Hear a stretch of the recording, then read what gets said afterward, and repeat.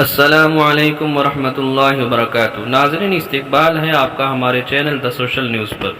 ناظرین، آج کی سب سے بہترین خبر سعودی شاہ سلمان کی 1000 فلسطینی عازمین حج کی میزبانی کی پیشکش۔ سعودی عرب کے فرمانروا شاہ سلمان بن عبدالعزیز نے شہید، قیدی اور زخمی فلسطینیوں کے اہل خانہ میں سے 1000 افراد کی رواں سال حج کے موقع پر میزبانی کی ہدایت کی ہے۔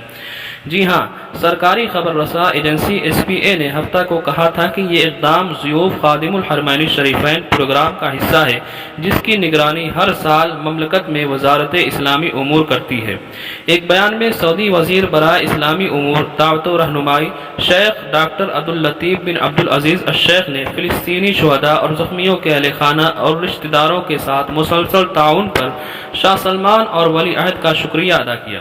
انہوں نے کہا کہ ہر سال خادم الحرمین شریفین کے خرچ پر فریضہ حج ادا کرنے والے فلسطینی عازمین کے ساتھ اس فراخ دلانہ اقدام کا تسلسل تعلقات کی گہرائی اور فلسطینی عوام کی عظیم قربانیوں کی تعریف کے طور پر سامنے آیا ہے۔